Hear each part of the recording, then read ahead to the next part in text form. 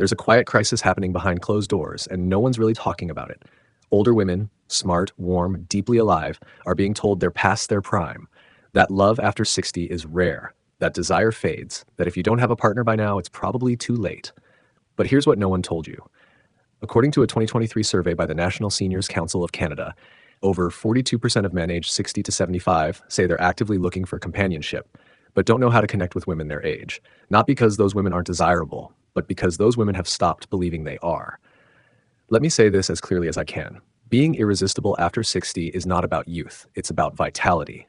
And once you understand what truly attracts a man at this stage of life, emotionally, psychologically, even biologically, everything starts to change. If you've ever felt invisible, if you've ever wondered whether love is still possible for you, stay with me. You might just be closer to it than you think. And if any part of this has already stirred something in you, leave a comment below, because chances are another woman here needs to hear it too. I once sat with a widowed gentleman named Albert, 74 years old, divorced in his 50s, retired in his 60s, and living alone in a small home in Regina. He told me this word for word: I don't want someone to take care of me. I want someone to laugh with me. I want warmth. I want to feel wanted again. But every time I smile at a woman my age, she looks away like she doesn't believe she could still be loved. That stayed with me, because Albert isn't alone. There are thousands of men like him, strong, kind, available, but carrying their own kind of hesitation. Many of them are grieving just like we are. Many are afraid to make the first move, and yet they're hoping quietly that someone might look their way with softness, with invitation, with life in their eyes. You see, there's this myth that men only want youth, but that's not true for men over 60. Not the good ones, not the real ones. They want connection. They want ease. They want a woman who makes them feel like they can breathe again. And often they don't know how to say it, so they wait. Meanwhile, we wait too.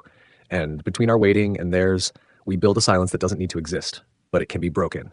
And it starts with you reclaiming something most women were taught to bury: that you can still be desired, that you are still allowed to be magnetic, that your softness, your laughter, your joy, they are still powerful, even now.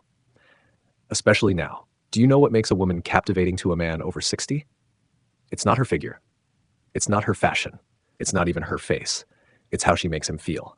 There's neuroscience to back this up. In fact, a study by McGill University in 2022 found that men over 60 show increased neural activity in areas linked to emotional safety and familiarity when viewing faces of women in their own age group compared to younger faces.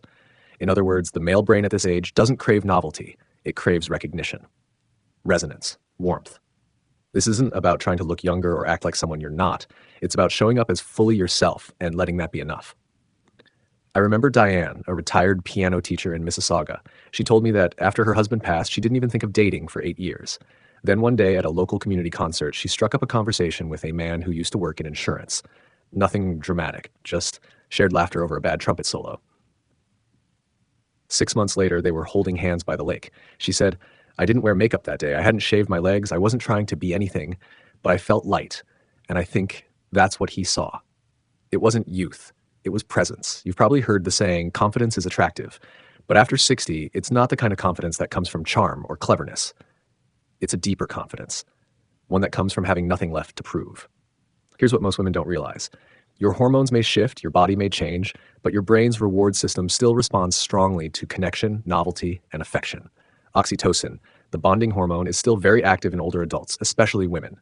And here's the magic. When you feel connected to yourself, when you nurture that oxytocin through touch, laughter, self-kindness, men feel it too. It's something they can't explain, but they notice it. There's a glow to women who know who they are, not because life has been easy, but because they've kept their hearts open despite it. Have you ever met someone who didn't say much, but when they walked into a room, you felt it?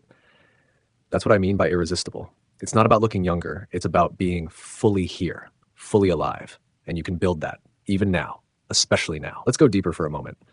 Have you ever looked in the mirror and thought, he wouldn't want me like this? I spoke to a woman in her 60s, Fran, who said those exact words. She was standing in her bathroom with curlers in her hair, an old sleep shirt, and tired eyes, and she told herself, it's too late. No one wants this. But the problem wasn't her face. It was the voice in her mind. That voice doesn't speak the truth. It speaks fear. Because when Fran finally started volunteering at her local SPCA, when she wore the same old hoodie but laughed freely again, someone noticed. Not because she fixed herself, but because she found herself again. That's what draws people in. That's what men over 60 respond to. Not image, but energy. If today is your first time hearing this, you're not alone. We don't grow up being told that our worth will evolve, that we will still be radiant even after the world stops clapping. But it's true. And maybe that begins for you today with one small change. Maybe you eat dinner at the table again with a cloth napkin and real cutlery. Maybe you play that old Billie Holiday record you used to love. Maybe you go for that walk at 6 p.m., the one you keep putting off. And maybe, just maybe, you stop apologizing for wanting companionship, for wanting closeness, for wanting to be touched again. You don't need to shrink to be lovable. You don't need to fade to be graceful, because you, just as you are now, are enough. You're more than enough. You are wanted. I remember someone once told me the hardest part of aging isn't the wrinkles. It's that no one reaches for you anymore. And I think that's the ache so many women carry, not for passion in the old youthful sense, but for being chosen again.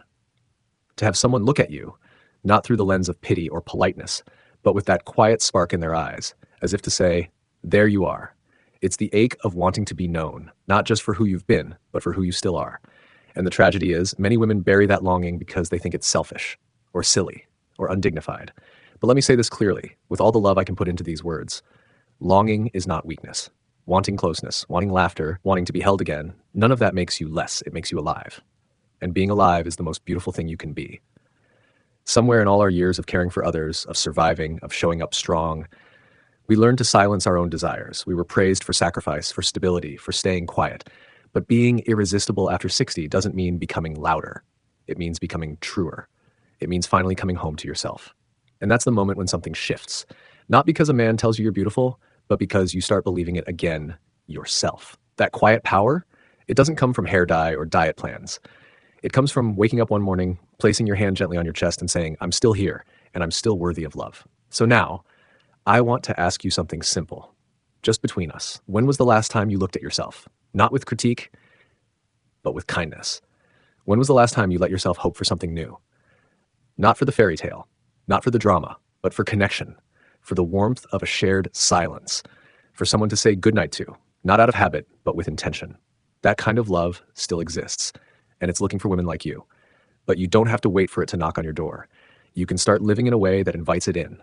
Start by treating yourself like someone worth loving, because you are.